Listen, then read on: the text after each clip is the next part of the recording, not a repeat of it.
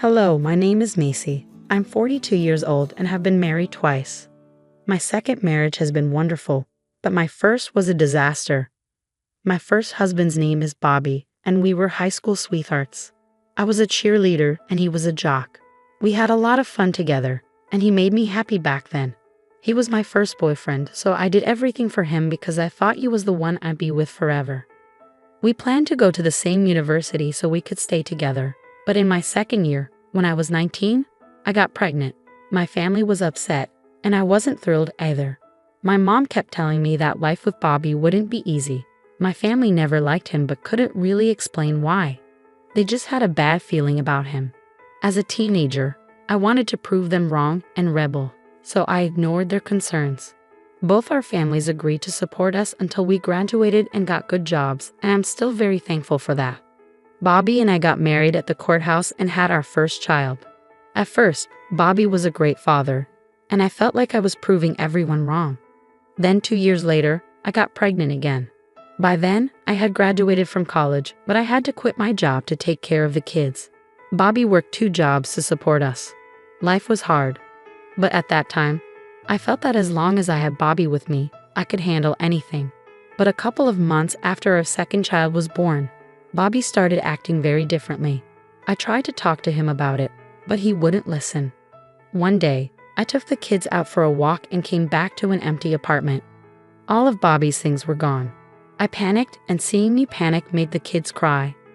I tried calling him several times, but it went straight to voicemail. I remember rushing to my mother's house with the kids crying while I tried not to break down. When my mother opened the door, she looked worried and let us in. "What happened?" she asked. "I think Bobby left me," I said. "What? What do you mean?" "I took the kids for a walk, and when we got back, all his stuff was gone. I can't reach him." "Oh no, do you know why he might have left?" "I don't know. He'd been acting very differently for a while, but he wouldn't talk to me. And then today, he just left." "Okay, calm down. We'll wait a while, and if he doesn't come back, we'll file for divorce. I'll help you out." But I loved him. How could he do this to his children? "I know. I wish I could find him for you and ask him all these questions, but we have to move on. Not because he'll heal you, but because you have 2 kids to raise." My mom was right. I spent the next few months painfully getting over him while raising 2 kids who looked a lot like him. I cried myself to sleep many nights, but eventually, months turned into years, and I slowly got over the pain. My kids obviously asked questions about their father, and when they were old enough, I told them the truth. They were devastated, but surprisingly understanding. As a family, we learned to live past the pain. My mom was a huge help and made raising 2 kids much easier than it would have been alone. 13 years after Bobby left, I met my current husband, Fred, at a bar during one of my friend's birthday parties. My mom was watching the kids, so I thought it was a good time to relax and have some fun with my friends. Most of the night, I stayed with my friends, chatting and laughing. Towards the end of the night, Fred approached me. My friends had been encouraging me to meet someone for years, but I was too traumatized by Bobby to try. So when Fred came up to me, my friends stepped back to watch as I talked to him.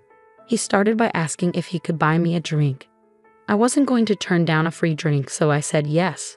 We waited until we got our drinks to start talking. "So what brings you here?" he asked. "Ah, it's my friend's birthday, and I'm just here to celebrate with her," I replied. "That's nice. How about I send over some drinks for all of them?" he offered. "All of them? There are 7 more people there." "It's all right. I'll make up all the money I spent here the next 2 hours, so no worries." "So you're rich? Ha, I guess you could say that. Of course, I'm not trying to brag or anything. No, it's a great thing to flaunt. Not a lot of people get to do that, and you aren't being a jerk about it.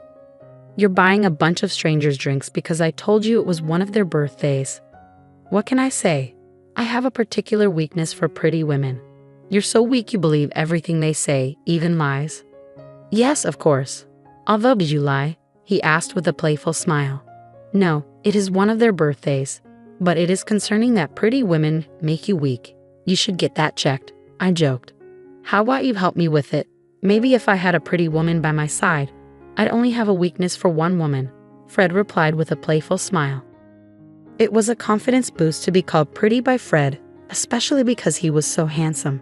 He looked like he could be on the cover of Vogue. I surprised myself by flirting back with him. I was usually quite introverted, so I don't know if it was the drink or just Fred's charm, but I felt comfortable being flirty. Eventually, my friends came to get me, thanking Fred for the drinks.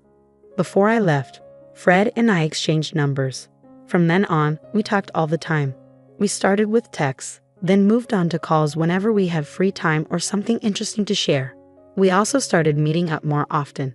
At first, we met in public places, but as time passed, we began hanging out at each other's homes. I was shocked when I saw Fred's house for the first time. It was like a mansion. Fred laughed and told me to get used to his wealth because it would soon be mine. Fred was very open about wanting to marry me. He told me countless times how comfortable he felt around me, and that just made me love him more. He was also completely okay with me having kids. When I told him about Bobby, he was genuinely upset for me. After that, he went above and beyond to show me how much he cared about me. Fred and Bobby were like night and day, and being with Fred made me realize why so many people didn't want me to be with Bobby. I was glad I got out of that relationship, but I hated how it ended. Fred helped me heal and move on from it, which I was incredibly grateful for. We only dated for a year before getting married. We had a destination wedding and flew out our closest friends and family. My kids were thrilled for me and constantly told me how much they loved Fred, which was a huge relief for me. Life from then on was smooth sailing. Fred eased all my worries and even helped with my kids' education, despite me insisting I could handle it. He showed me that he accepted all of us, not just me. He decorated my kids' rooms exactly how they wanted them before we even moved in together. Fred did everything Bobby didn't and more. It was a true turning point for my family, and that's how we grew into what we are today. From then on, Fred and I had a child of our own, but he never treated my kids differently. About a year after our marriage, my kids asked him to legally adopt them, which was another big moment for our family. After that, we became one big family. We did all the things families do, going out to eat, going on vacations, having fun together, you name it. My career was going well, and Fred's company was thriving too. There wasn't a single thing wrong in my life. Before I knew it, 7 years had gone by. Then, one day, out of the blue, I got a call from an unknown number. "Hello," I answered. "Look who it is. It's Macy." "Who is this? Don't you recognize me?" "I don't think you remember much anyway. It's Bobby here." "How are you doing?" the voice said. "Bobby? What the heck? How did you even get my number?" I asked, surprised. I forgot how whiny you are. I just happened to come across your number and thought I'd give you a call to see how you've been," Bobby replied. "How has life been treating you since?" he asked. "Since you left me? Oh, come on, Macy. We were having way too much trouble, and both you and I know that we would have gotten divorced anyway. So you just chose to leave without saying a word." "Well, I wanted to avoid all the emotional drama, so I did what I had to do," Bobby said. "You are unbelievable. A pretty rich piece of work. Do you even realize the harm you caused me? Leaving was the best thing that ever happened to me." "Are you serious right now?" "Yes, I married a wealthy woman with kids, but I was willing to overlook it because of her money. And it paid off because she got me this amazing job that pays me so much. I'm living my dream." "So you abandoned your own kids to take care of someone else's. You gotta do what you gotta do, right? Please never call me again. Goodbye." I was stunned by the sheer audacity of that man to call me just to brag about his new rich lifestyle. Part of me wanted to keep talking to him just to find out where he was, so I could give him a piece of my mind. But I was so overwhelmed with emotions that I could barely think straight. After I hung up on him, I felt hurt, not for myself, but for my kids. They grew up without a father who was too busy taking care of his new wife's children. We struggled, but what did he expect? We were just high school graduates when we had our first child. Where would we have gotten the money for ourselves? At the same time, I felt disgusted. He was the epitome of a sleazebag. He only cared about someone if they had something to offer him. I decided to block his number because I didn't want to deal with him anymore. That chapter of my life had been closed for long enough, and I never wanted it reopened. I told Fred about it later that night, and he was understandably upset but also glad that I blocked Bobby's number. We decided to move forward from that. About a week later, I received another call from an unknown number, and once again, it was Bobby. I was getting frustrated by his constant calls. He called to brag about his luxurious lifestyle, his new expensive car, and how well his kids were doing at school. I didn't bother being polite this time. I just hung up on him. But that didn't stop him. He kept calling every week after that, telling me about his extravagant purchases. I blocked him with every new number he used, but he kept finding ways to reach me. Eventually, I stopped answering his calls altogether because he was becoming a nuisance. It seemed like he enjoyed bothering me. One day, when I was stressed at work, Bobby called me again. "Oh, hey, Macy," he said. "Can't you just leave me alone?" I snapped. "Oh, come on. I'm just trying to make up for lost time," he replied casually. "Well, you're 20 years too late. The kids don't care about you, and neither do I. Leave me alone," I said firmly. "You know you love it, Macy," he replied. "I really don't. I don't want to hear anything about you or your new good life." "Why? Are you jealous? Are you jealous I'm living the life that you'll never be able to live?" he taunted. "I can assure you I'm not." "Well, here's something that will definitely make you jealous. I just got a promotion. I don't give a crap." "You know you're jealous. I just got a promotion at Digidom, one of the finest media companies." "I'm going to hang up," I said, ending the call. I was furious and annoyed after the call, but something Bobby said kept nagging at me. I was too angry to think about it at the moment, so I pushed it aside. When I got back home, I couldn't shake the feeling, and then it hit me. Bobby mentioned working for Digidom, one of the top media companies in our city, and it struck a chord because Fred is the CEO and founder of that company, my husband. I couldn't believe how perfectly the universe had aligned. This meant I finally had a way to teach Bobby a lesson, not just for bothering me, but also for abandoning his children. I waited eagerly for Fred to come home, bubbling with excitement to tell him about my day. "Did something happen? Why do you seem so hyper?" Fred asked when he saw me. "Nothing happened per se, but I did find out something big," I said, unable to contain myself. "Oh, what is it?" he asked, intrigued. Bobby called again. "That sick guy. If I could get my hands on him," Fred started, his anger evident. "That's the thing, he might be closer than we thought," I interrupted. "Huh? What do you mean?"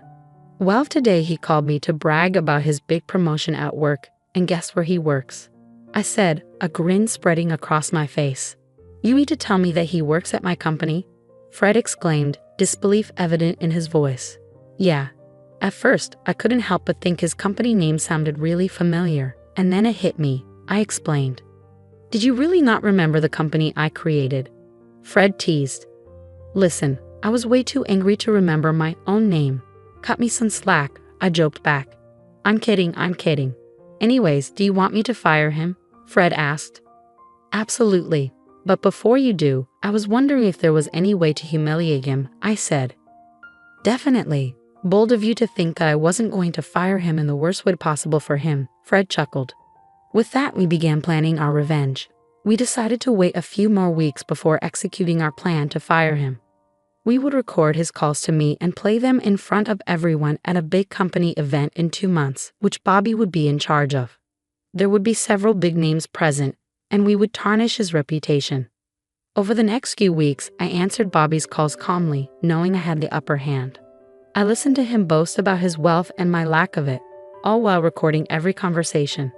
These recordings would come back to haunt him, and I couldn't wait. At the end of the 2 months, the event arrived. Normally, I avoided big crowds, but this time, I wanted to see Bobby's downfall while I sat on the throne. Fred bought me a stunning, expensive dress for the occasion. I stayed in the car until Fred called me, not wanting Bobby to see me and run. I entered when Fred introduced me during his speech. As I walked on stage, Bobby's face dropped. I smirked as I passed him, watching him sweat. Fred praised me and spoke about our wonderful years together, raising my kids. With every word of praise, Bobby seemed to sweat more. I beamed with pride as the crowd applauded me. Then Fred's speech took a surprising turn. He spoke about how I had been harassed by my ex-husband recently, detailing how he had abandoned me and our kids to start a new family with someone wealthy. But fate had a twist in store because my ex-husband worked for Fred's company. The crowd murmured in shock, speculating about who my ex could be. Fred quieted them down, promising to reveal the identity. He pointed at Bobby, declaring him to be my ex-husband. The crowd buzzed with disbelief. Bobby looked like he might faint, realizing there was no way out. Fred wasn't finished, he had proof. He played the recordings of Bobby's calls to me, exposing his behavior. Bobby froze as the truth unfolded. Fred announced that due to Bobby's actions, he was fired. The crowd cheered as Fred and I left the stage. Bobby was escorted out, and the event continued smoothly. Revenge was served, and it tasted sweeter than anything else. "You're quite bold to call me again after last night," I answered the unknown caller. "You tricked me," the voice on the other end exclaimed. "What do you mean?" I asked innocently. You absolute witch. Don't play dumb with me. How could you not tell me that you were married again, and to my boss no less?" "As I've told you before, Bobby, I simply didn't care about you," I replied calmly. "I know that, but the least you could have done was inform me," he retorted. "So you would only stop harassing me if you knew who my husband was? And if my husband wasn't your boss, you would have continued." I countered. "Don't twist my words." Bobby protested. "I'm not twisting anything. And if we're talking about decency, Bobby, let's talk about you abandoning your family. If you could do that, I can certainly do this. Enjoy your new life, and I hope you find a new job," I said firmly. "I don't have a family anymore. My wife left me because of yesterday, and she took the kids. And it's all because of you," Bobby lamented. "I didn't do anything. You did this to yourself. Goodbye, Bobby, and good luck," I replied, ending the call. It felt empowering to finally stand up to Bobby and know that I had caused him to lose everything. I hope he learns never to mess with me or my family again. Fred and I continue to thrive together, and our kids have grown into wonderful adults. My life is peaceful once again, and I no longer stress about Bobby's calls. I finally feel vindicated and free. Thank you for listening to my story.